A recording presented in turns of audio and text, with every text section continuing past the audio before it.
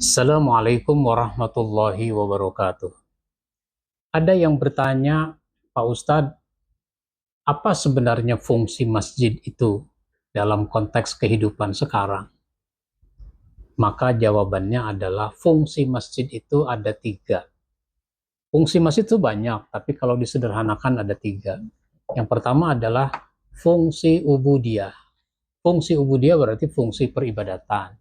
Fungsi peribadatan berarti kaum muslimin mau beribadat di masjid, yaitu sholat berjamaah yang 5 waktu, sholat Jumat, laksanakan itu semua di masjid.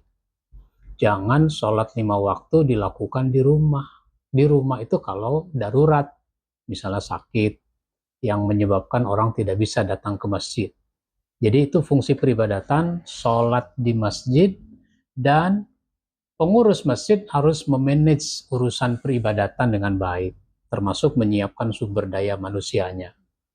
Yang kedua adalah fungsi tarbiyah, fungsi pendidikan, fungsi pembinaan. Jamaah kita harus mendapatkan pembinaan dari masjid. Aspeknya ada dua.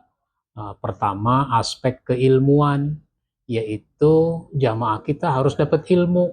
Apa yang orang belum pahami harus dipelajari. Begitu di masjid. Makanya pengurus masjid harus tahu apa yang orang belum pahami. Tanya mereka. Lalu pembentukan karakter. Dari ilmu itu harus terbentuk karakter.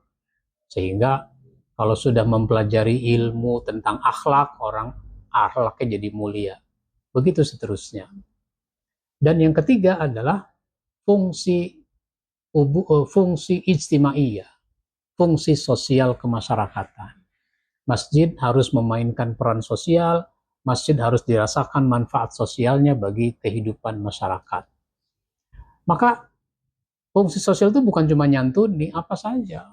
Misalnya orang punya problem datang ke masjid, mau curhat, pengurus masjid, ada petugasnya, ada orang yang siap memberikan bimbingan, arahan untuk mengatasi problem itu. Begitulah yang dilakukan oleh Rasulullah SAW.